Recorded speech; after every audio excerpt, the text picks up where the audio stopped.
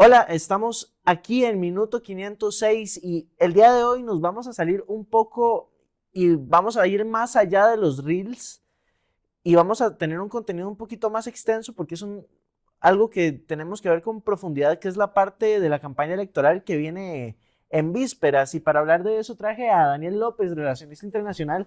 Es un gusto de verdad tenerte acá para que nos hables desde tu experiencia lo que podemos esperar. Y primero que nada, preséntate, por favor.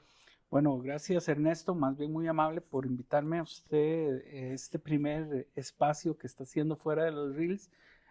Como usted lo dijo, soy Daniel López, soy el director de la Escuela de Relaciones Internacionales de la Universidad Latina. He sido diplomático y he sido profesor prácticamente que toda mi vida profesional. Y me he dedicado a hacer análisis, obviamente político y de asuntos internacionales. Por supuesto. Y ahora me gustaría empezar de lleno con lo que son las preguntas. Y es que, a ver, como dije iniciando el video, y es que estamos en vísperas de campaña electoral. Ya estamos en campaña, de hecho.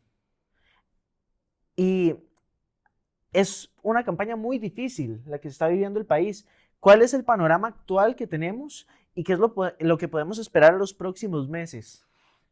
Lo primero que debemos entender en esto es que el momento más vulnerable de una democracia, de un Estado, de un gobierno, siempre va a ser el proceso electoral, porque es el proceso de mayor fragmentación emocional, política, eh, de deseos, de aspiraciones, tanto de candidatos como del pueblo.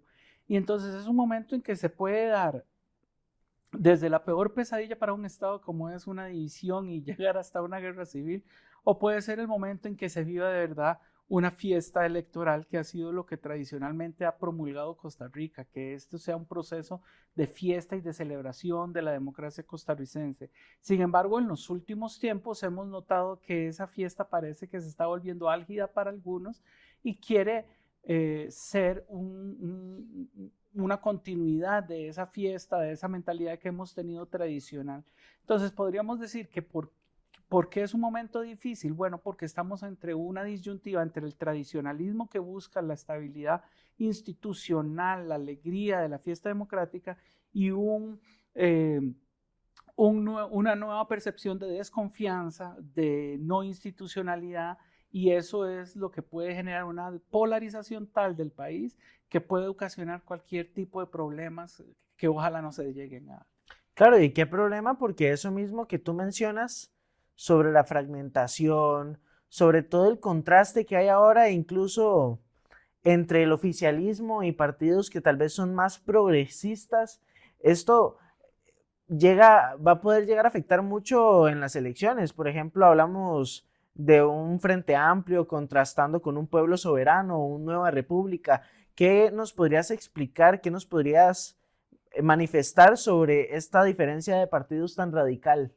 Bueno, se podría ver, sí estamos con dos tendencias claras. Hay un conservadurismo proteccionista que es tendencia mundial y que no se puede decir que sea la excepción en Costa Rica. Ese conservadurismo de la mesura, de querer mantener ciertas normas bajo el mismo panorama que se ha mantenido durante muchos años sin adaptarse a los cambios que exige la actualidad mundial, la globalización, los mercados. Y tenemos otro que es el progresismo liberal, por decirlo de esa manera, que busca visibilizar los sectores más opacados en la historia, reivindicar derechos de personas sexualmente diversas, de mujeres, ¿verdad? Temas álgidos y delicados en las sociedades cristianas occidentales como son el aborto, y obviamente todo eso son temas que calan en las pasiones de la gente y que por mover pasiones evidentemente mueven esas emociones tanto nobles que tiene el ser humano como las más álgidas, como de ponerse violento y de ponerse a criticar, gritar, etcétera, que no está mal cuando es para bien, pero cuando es más bien para un retroceso, para generar problemas de seguridad, para generar problemas de tráficos, etcétera. Eso no es bien visto y es lo que más nos asusta a los costarricenses.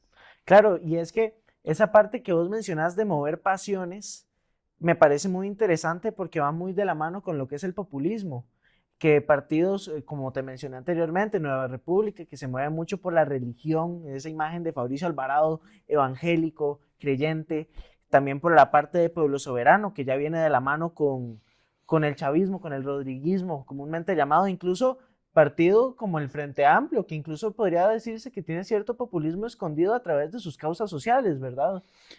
Hay dos tendencias muy bien marcadas, como usted lo está diciendo. Tenemos una tendencia en la que está ese conservadurismo que tiene como paladines a varios liberales. Podríamos mencionar ahí al Pueblo Soberano oficialista, podríamos hablar incluso de el Nueva República, que serían dos versiones de una misma tendencia, cosa que no está mal. Ahí sí nos podemos saber que todos los conservadores proteccionistas tienen dos opciones. Estamos hablando de que habría un 50-50, ¿verdad? Son dos opciones, probabilísticamente tienen 50-50, pero cuando vemos a los progresistas liberales, en este caso, tenemos tres opciones muy claras ahí. Frente Amplio, Partido de Acción Ciudadana y quizás otros dos, lo cual baja el porcentaje a mucho menos para estas partes.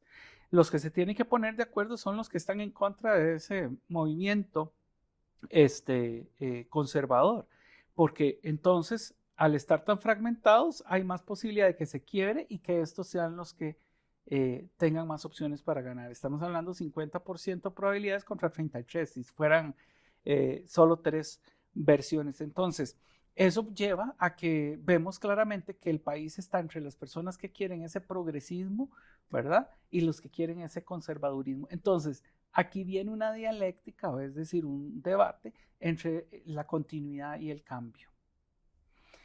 Pero la continuidad y el cambio no son como nosotros. El cambio en estos momentos sería volver a las raíces. Sería eso lo que nos proponen. Mientras que la continuidad sería seguir teniendo una Costa Rica respetuosa de los derechos humanos, una Costa Rica amiga del medio ambiente, una Costa Rica que reivindique los derechos de los... Y entonces la gente puede malinterpretar fácilmente qué es cambiar o qué es continuar en la misma línea de siempre, ¿verdad? Porque otros van a interpretar que es la continuación de la línea de nuestros abuelos, ¿verdad? Claro. Que otros dirán que es conservadurismo. Entonces se nos vuelve muy abstracto. Ideológicamente la gente puede tener muy difuso por qué votar. Y eso da lugar a que se busque, voy a votar por el más guapo, voy a votar por la que mejor habla, o voy a hablar por el que más se defiende, ¿verdad? Y es ahí a donde puede caer fácilmente en el populismo, porque lo que se discursa es lo que la gente quiere oír y no lo que de verdad se puede hacer. Por ejemplo, yo puedo tener un hijo que mi hijo dice quiero ir a Disney y yo le digo mañana vamos, de una forma casi cruel, pero que eso se cumpla, eso es otra cosa. El niño va a estar feliz en el momento en que yo le diga que vamos a ir a Disney, pero lo vamos a hacer en realidad. Eso puede ser peor de engaño para una sociedad. Por supuesto. Sí que preocupante, pero hay un tema del que me gustaría hablar en particular, porque en estas elecciones son 20 candidatos, pero favoritos es que realmente hay pocos, son como unos 8 los más sonados. ¿Qué nos podés contar sobre los demás candidatos que no tienen tanta publicidad, tanta imagen? Bueno, que haya tantos candidatos simplemente responde a algo. Los candidatos y los partidos tradicionales no han sido capaces de responder a las necesidades de la población. Si en realidad viésemos que los partidos están cumpliendo, tendríamos muy compactas las fuerzas políticas en este país. Y casi que podríamos decir que aquí están los que siguen al presidente y aquí están los que no siguen al presidente. Pero por el contrario, todos sienten que sus intereses, que sus posiciones ideológicas no están siendo representadas por los partidos. Si fuese tan compacta y tan unánime el apoyo a un gobierno o a un partido político, estaríamos muy claros de que el grueso estaría todo en una sola parte. Y no es así. Y ya hablando de otra parte, volviendo al tema del contraste, porque me desvié hacia la parte de los candidatos, ahora me gustaría volver a esa parte. Más allá de las elecciones, me gustaría hablar a nivel sociedad, porque vivimos en un tiempo, bueno, en uno de los videos que había hablado anteriormente, en minuto 506, y es sobre cómo el pensamiento crítico es tan importante para poder mantener una democracia que realmente funcione. Porque ¿de qué sirve una democracia si no existe pensamiento crítico? Que te voy a poner un ejemplo. Eh, la gente rodriguista que apoya al pueblo soberano, por ejemplo, o al progreso social democrático, que inmediatamente una persona ya pone pie y dice, no, este partido está mal, por ejemplo, y inmediatamente ya lo tachan de frente amplista, de comunista, y así viceversa, que tal vez gente que apoya el Frente Amplio, partidos más progres, tiene las mismas posiciones sobre partidos más conservadores, que dice lo mismo de ellos. ¿Qué es lo que podemos ver a partir de estos contrastes y a partir de esta falta de pensamiento crítico en la democracia? Desde la filosofía política o de las formas de pensamiento político hay una consigna muy clara. Hay del pueblo que empiece a pensar, porque ese día los gobiernos dejarán de gobernar. La democracia, para ser democracia, requiere mente crítica, requiere pensamiento, requiere la educación para cultivar esa capacidad crítica. Si la democracia no tiene esa capacidad crítica, sería indirectamente una dictadura o un movimiento totalitarista. ¿Cuándo es que no se ocupa educación? ¿Cuándo podemos prescindir de inyectarle dinero a los sistemas educativos? Cuando queremos un sistema en el que yo le diga a usted vote de esta manera y usted va a votar de esa manera, porque como no sabe y no entiende, lo va a hacer. Entonces, donde no hay educación es a donde mejor se pueden cultivar los gobiernos totalitarios, dictatoriales o de poder casi que absoluto para uno o algunos. La democracia es la que permite el derecho, digámoslo en términos ticos, derecho al berreo. Cualquiera puede manifestar sus opiniones sin ser conculcado en sus derechos por eso.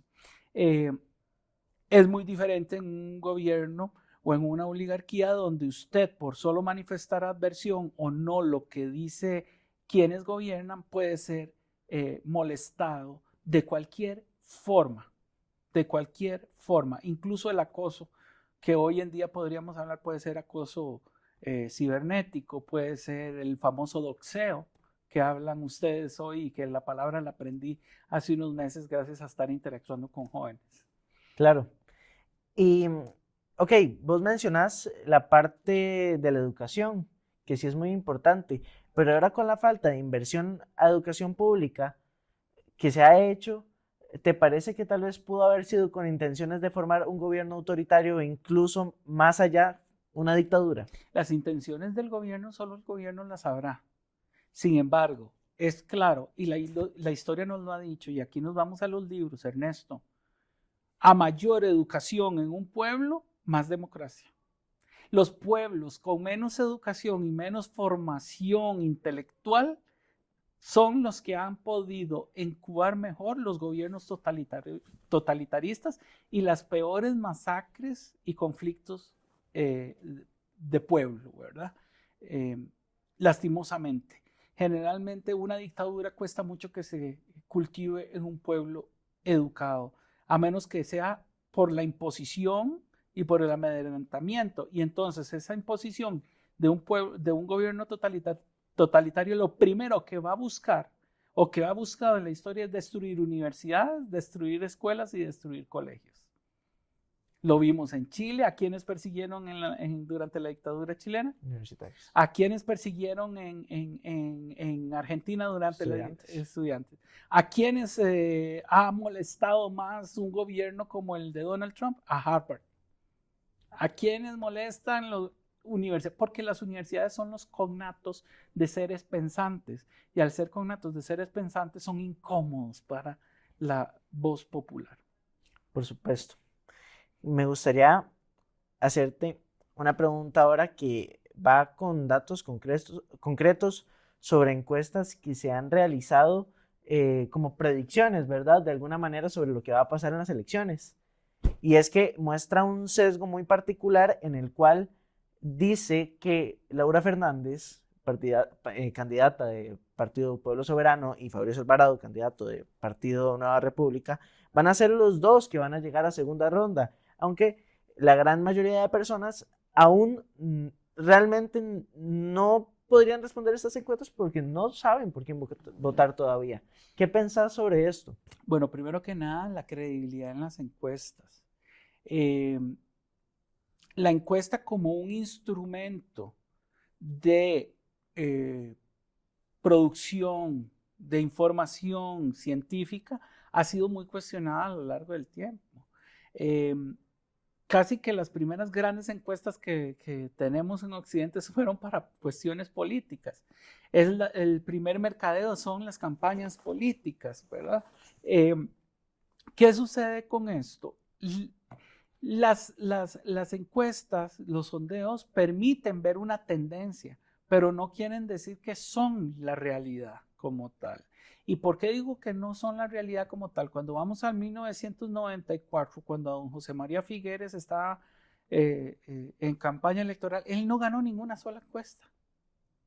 Y cuando llegó a las elecciones, ganó por un porcentaje muy amplio con respecto a su adversario, que era Miguel Ángel Rodríguez en ese momento.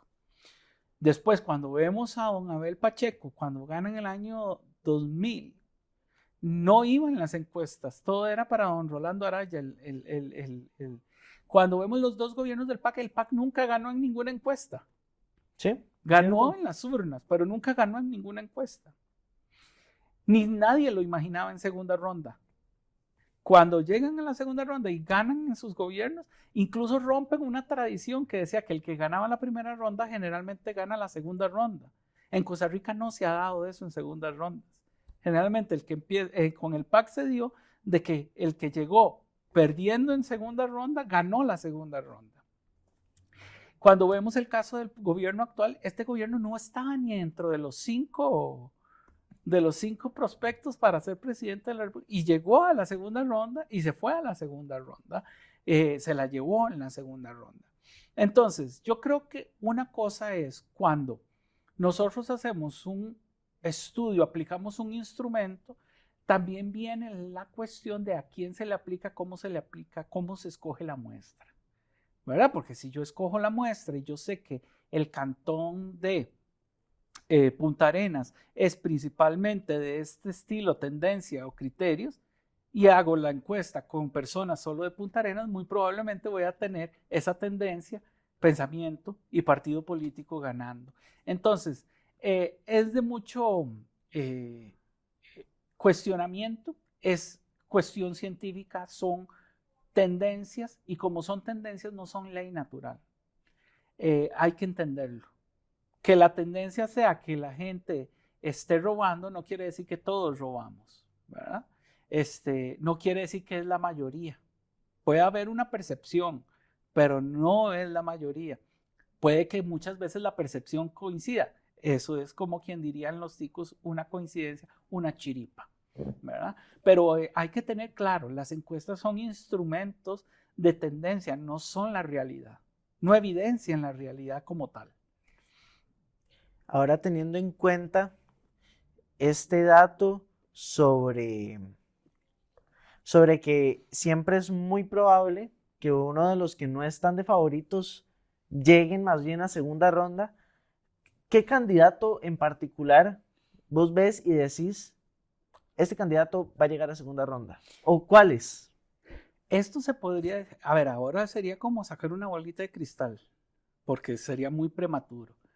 Sin embargo, habría que ver en los debates tienden a ser una parte a pesar de que los debates aquí son muy chafacanos, por decirlo de esa manera, es una pelea, se apoyan para sacar trapos sucios de uno y otro, pero no para la discusión de ideas. De todo debate siempre tiene que salir aproximaciones y disidencias.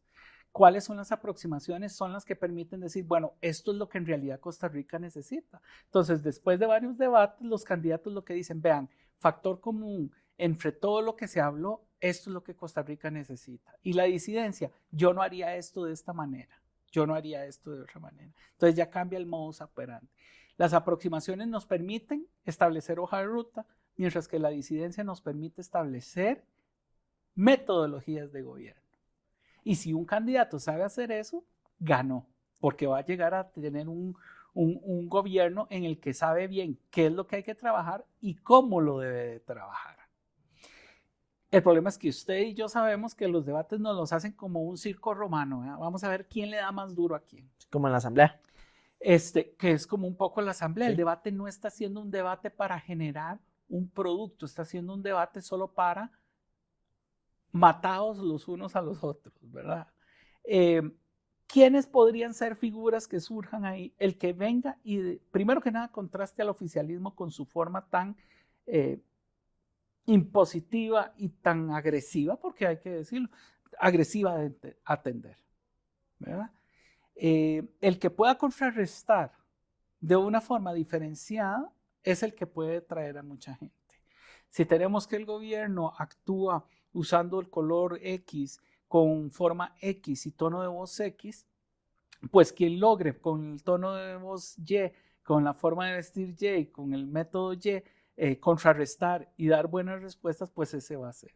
No dudo de que vamos a tener buenos oradores y buenos debatientes en esta campaña política. Doña Claudia Dobles, a pesar de que tiene factores muy en contra de ella por 2 gobiernos del PAC, que la gente todavía, algunas personas lo recriminan, ella ha sabido defender muy bien la posición. Y la posición de qué fue lo que hicieron bien y por qué no es que se les reconocen las cosas. Después, un gobierno o un candidato como el Frente Amplio, a pesar de que don Ariel Robles es muy joven y todo, ha logrado dar respuestas y defenderse y sacudirse, tener talante a la hora de que se ve en momentos de aprietos con la prensa. Muy técnico. Aguilar Berrocal, José Aguilar Berrocal, muy técnico, ¿verdad? Que probablemente eso le va a gustar mucho a las personas más intelectuales y todo porque responde con datos, con estadísticas, con lo que se hace, cómo se hace en Europa, cómo se hace en Estados Unidos. Eso puede atraer mucho, no podemos decir a ciencia cierta. Y después están los otros partidos que hablan mucho a como le gusta a la gente, ¿verdad? Y cuando hablan como mucho, como le gusta a la gente, es que entienden, pero el problema es que aunque hablen como le gusta a la gente y la gente le entienda lo que están diciendo, no quiere decir que eso sea lo correcto, porque lo correcto es lo que dictaminan las leyes y las leyes dicen qué se hace y qué no se hace. Y aunque yo diga que vamos a ir a Disney, perfectamente, la ley me dice que yo no puedo llevar a Disney un niño. Y entonces ahí me frenaron. Y entonces yo dije, yo los voy a llevar a Disney, pero la ley me lo prohíbe. ¿Cómo se hace?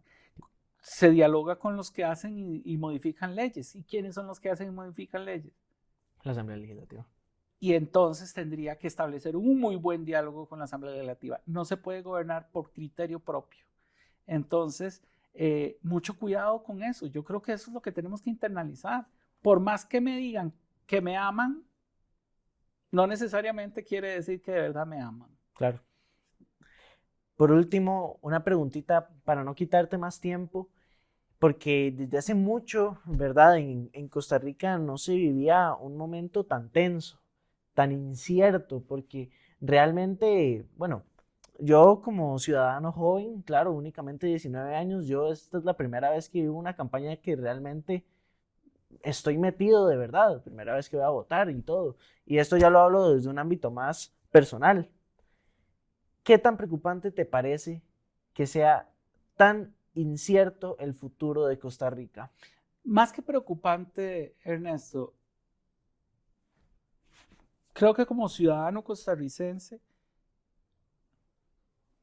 le debemos una disculpa a la generación suya. Le debemos una gran disculpa a la generación suya porque en vez de heredarles una fiesta electoral, le estamos heredando un campo de batalla electoral. No es justo que sientan tensión las generaciones de ahora a la hora de ir a las urnas. Debería de ser algo alegre, algo feliz, en que vamos a demostrar qué es lo que queremos para Costa Rica y no quién me cae mejor y quién no me cae bien. Eso es lo primero. ¿Qué tenemos que hacer con el país? Bueno, tenemos que abrir un diálogo nacional. Y un diálogo nacional que no puede excluir a nadie. En ese diálogo nacional tienen que estar los supremos poderes, tienen que estar sectores sociales, tienen que estar los países, los pueblos originarios, tienen que estar mujeres, tienen que estar todos los sectores económicos igualmente. Es un mega diálogo. Pero si de verdad queremos un gobernante, pensemos en quién podría dirigir esa orquesta, quién puede dirigir ese diálogo entre ese montononón de gente que ocupamos sentar a que converse. Porque de lo contrario, señores y señoras, estamos destinando a este país a darle un país más deteriorado a la generación que viene. Si ustedes cometen este error de heredarle un país con discursos banales, sin fondo, ni pies ni cabeza, que no tienen respaldo constitucional, creo que va a ser una crónica de una muerte anunciada para la paz social y el Estado Social de Derecho de Costa Rica. Muchas gracias, Daniel. Entonces, eso de momento, pues sería todo. Entonces, agradecerte mucho, de verdad, Muchas por gracias, estar acá, Ernesto. por prestarme tu tiempo. Anteriormente tuvimos muchos problemas técnicos, pero logramos concretarlo todo y pues la entrevista salió excelentemente. Les agradecemos mucho por ver este video de minuto 506 y nos vemos próximamente, lo más probable, en un reel. Hasta luego.